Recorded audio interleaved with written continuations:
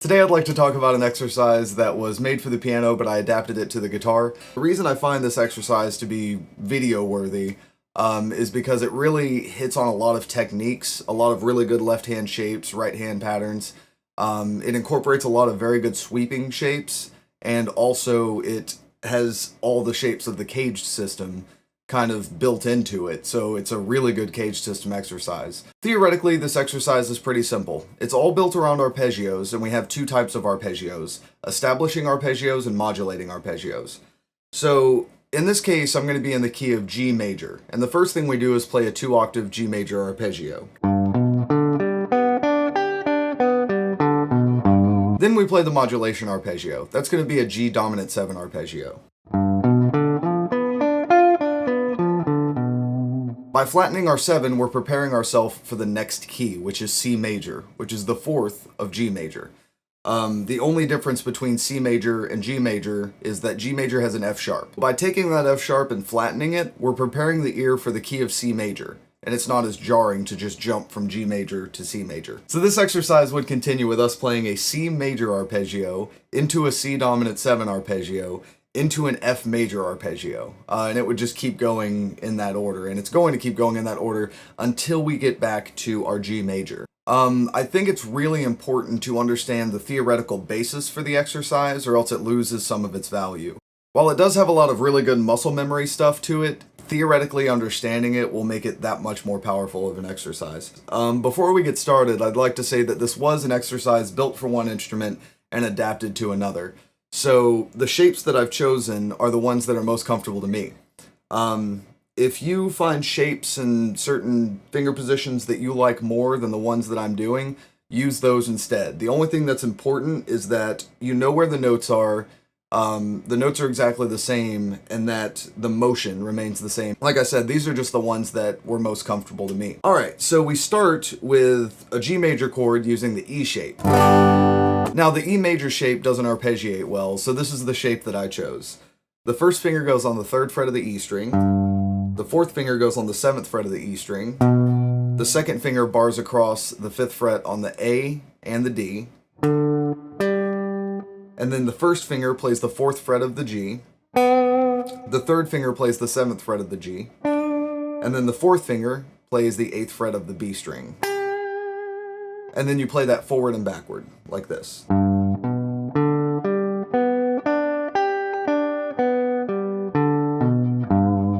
So that was the first arpeggio. Now we want to play the G dominant 7. We play the first 3 notes the same. First finger on the 3rd fret of the E, 4th finger on the 7th fret of the E, 2nd finger on the 5th fret of the A. Then we take our 2nd finger and slide it up to the 8th fret of the A string. Then we play the 9th fret of the D string with our 3rd finger. Our 1st finger plays the 7th fret of the G, and then our pinky plays the 10th fret of the G. And we play that forward and backward.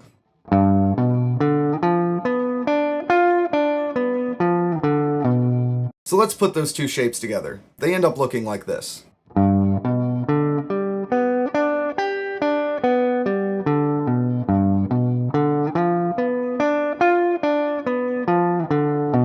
Now, by getting just these two shapes down, you're kind of learning how this whole exercise is going to feel. Right now, don't worry too much about tempo or speed or consistency, because what you want to focus on is getting the shapes and the movements down. You start with the first arpeggio and you get that one down. And then you move on to the second arpeggio and you get that one down. And then what you want to do is work on putting those two together pretty seamlessly. If you have problems with the transition, isolate the transition and try to get that down. So we left off with our 4th finger on the 7th fret of the E string. We're going to slide that up to a C, which is the 8th fret of the E string, and play a G major shape arpeggio. The way we play that is our 4th finger is on the 8th fret of the E string, and we play that. Our 3rd finger plays the 7th fret of the A string, and then our 1st finger bars across the 5th fret of the D, G, and B, which is what makes this shape incredibly awful. And then our 4th finger bars across the 8th fret of the B and the E, which is another reason this exercise shape is awful. So you play that G shape forward and backward.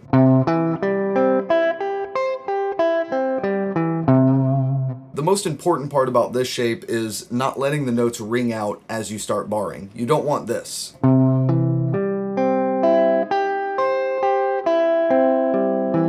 don't want to chord the notes, you want to arpeggiate them. So you have to roll your first finger across that bar, which is why it's awful, which sounds like this.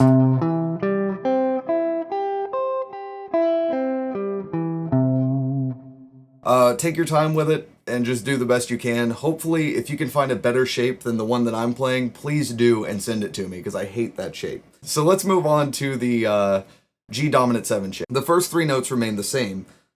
Pinky on the 8th fret of the E, 3rd finger on the 7th fret, 1st finger on the 5th fret of the D. And then our 1st finger slides up to the 8th fret of the D string. And then our 2nd finger plays the 9th fret of the G. And then our 1st finger plays the 8th fret of the B. And then our pinky plays the 11th fret on the B. So we end up with this. Now, the reason I didn't play that one backwards is because as we go down backwards, we have to change the descending shape. The only thing that changes in the descending shape are the last 2 notes. So the last 4 notes that we played in the ascending shape, we can play exactly the same. The 11 with the 4th finger on the B, to the 8 on the B with the 1st finger, the 9 on the G with our 2nd finger, and the 8 on the D with our 1st finger. And here's where it changes.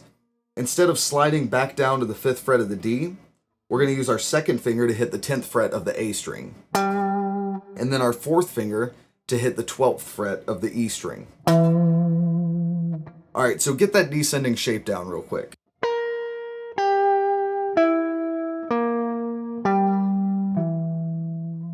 Alright, so here's the C major arpeggio using the G shape along with the dominant 7.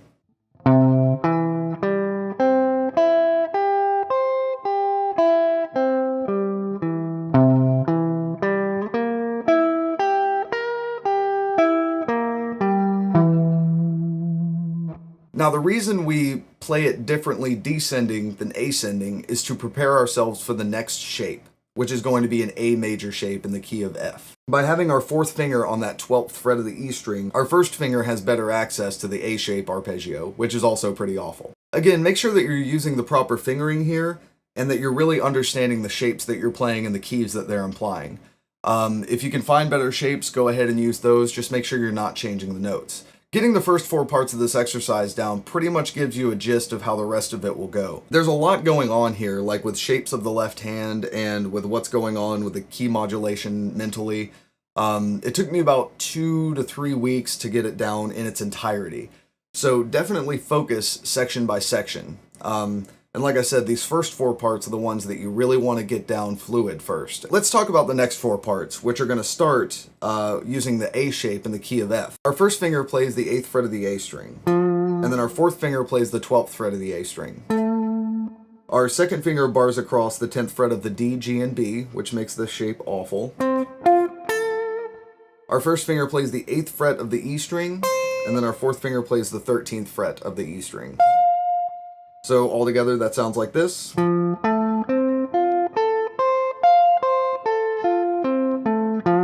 Again, when you're playing a bar across 3 strings like that, make sure to roll your finger so it's not barring down and chording the notes. Like that. We don't want that. We want...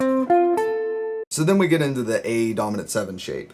The first 3 notes remain the same. 1st finger on the 8th fret of the A, 4th finger on the 12th fret of the A, and 2nd finger on the 10th fret of the D. Here we slide our 2nd finger up to the 13th fret of the D string. Our 3rd finger plays the 14th fret of the G. Our 1st finger plays the 13th fret of the B. And then our 4th finger plays the 16th fret of the B. So it looks like this.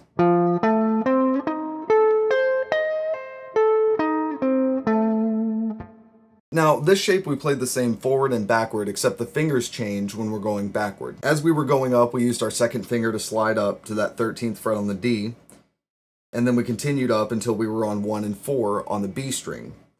Now, going backwards, we're going to keep that 1 and 4, so it goes 4th fret, 4th finger on the 16th fret of the B string, to our 1st finger on the 13th fret of the B string, the 2nd finger on the 14th fret of the G, 1st finger on the 13th fret of the D, and then we slide that back down to the 10th fret of the D, and then our 3rd finger plays the 12th fret of the A string. Now the reason we do that is to prepare ourselves for the C shape. By having our third finger on the 12th fret of the A string, our fourth finger is now going on the 13th fret of the A string. From here, we move on to the C major shape. This is a pretty familiar shape to most people that know how to sweep pick. So we start with our fourth finger on the 13th fret of the A string, third finger on the 12th fret of the D string, first finger on the 10th fret of the G, second finger on the 11th fret of the B, first finger on the 10th fret of the E, and then our pinky on the 13th fret of the E. And here we need to tap an A sharp with our right hand. And what we're going to do is just tap the 18th fret on the high E string, like that. And then we play that forward and backward.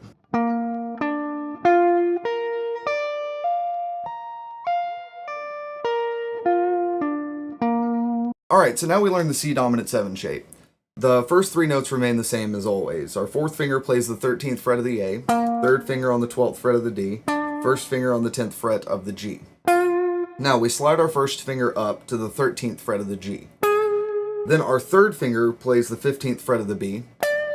Our first finger plays the 13th fret of the E, and our pinky plays the 16th fret of the E.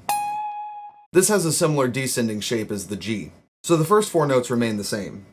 16 on the E with the pinky, 13 with the first finger, 15 with the third finger on the B, first finger on the 13th of the G, and then we use our third finger on the 15th of the D, and then our fourth finger on the 17th of the A.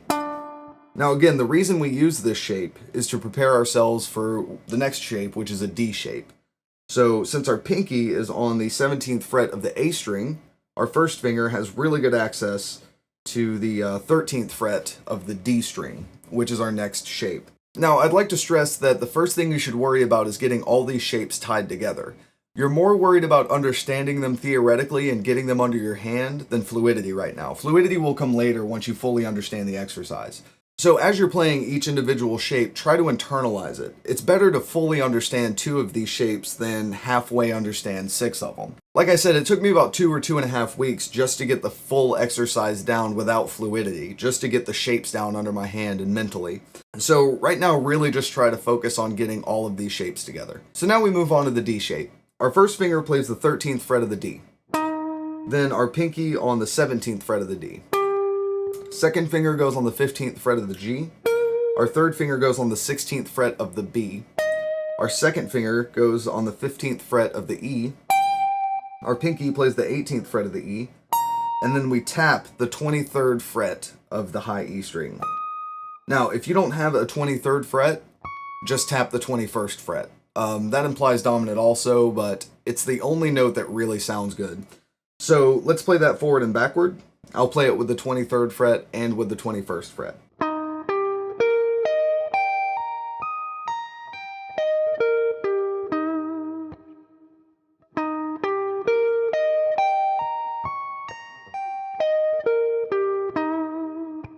So now let's move on to the D dominant 7 shape. The first 3 notes remain the same as always. First finger on the 13th fret of the D, fourth finger on the 17th fret of the D, and second finger on the 15th fret of the G. Then we slide that up to the 18th fret of the G. Then our third finger plays the 20th fret of the B string. Our first finger plays the 18th fret of the E. And then our pinky plays the 21st fret of the E string. And then we play it forward and backward like this.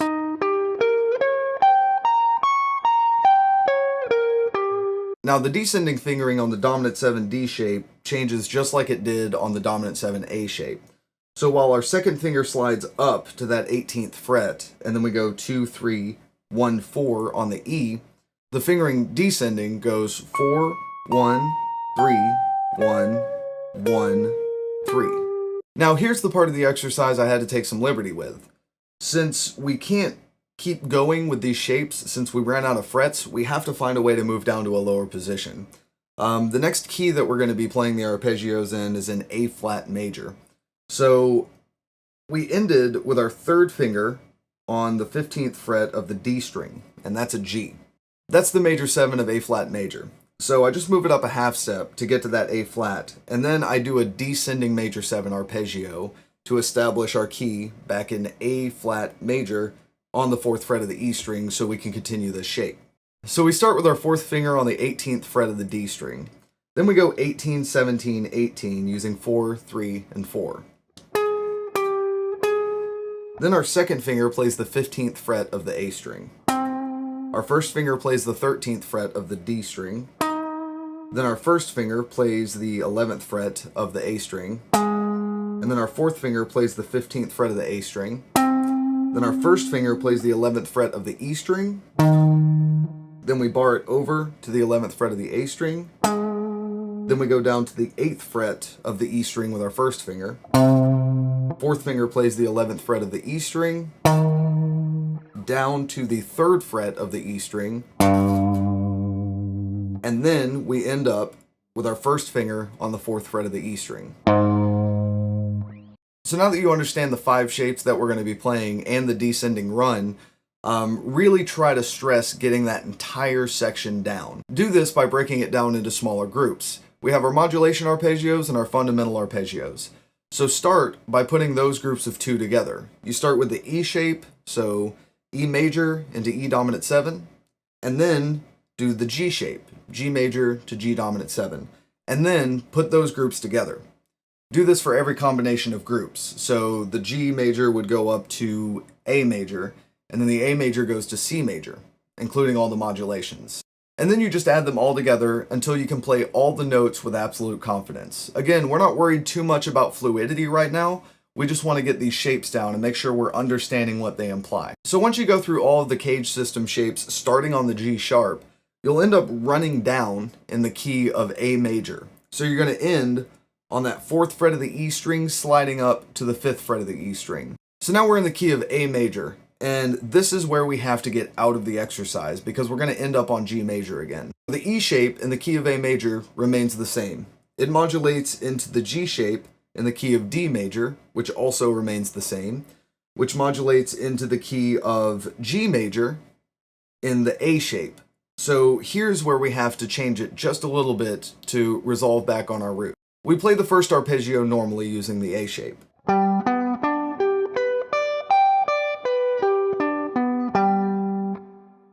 Then we play it again without modulating to the flat 7. What we're going to do is add a major 7 at the end, and then we're going to descend using the major chord. So the way to do this is 1st finger on the 10th fret of the A, 4th finger on the 14th fret of the A, bar your 2nd finger across the 12th fret of the D, G, and B, which is why this shape is awful. Our 1st finger plays the 10th fret of the E string, and here's where it changes. We use our 3rd finger on the 14th fret of the E string, and then our 4th finger on the 15th fret of the E string. Then we go to the 10th fret of the E string with our 1st finger. Then 3rd finger plays the 14th fret of the E string. Then our 2nd finger plays the 12th fret of the B. Then our 1st finger plays the 10th fret of the E. 12 on the G with the 2nd finger. 12 on the B with our 3rd finger. 12 on the D with our 2nd finger. 12 on the G with our 2nd finger. 4th finger goes on the 14th fret of the A. And then 2nd finger goes on the 12th fret of the D. 1st finger goes on the 10th fret of the A. 4th finger goes on the 14th fret of the A. 1st finger goes on the 10th fret of the E. And then 1st finger bars to the 10th fret of the A. 1st finger slides down to the 7th fret of the E. And then your 4th finger plays the 10th fret of the E down to the 3rd fret of the E with our 1st finger. And then we play the major chord, E shape. Fantastic. So with that arpeggio at the end, we're basically descending in fifths. It's kind of like descending a major scale in thirds, but since we're dealing with arpeggios instead of scales, they end up being fifths.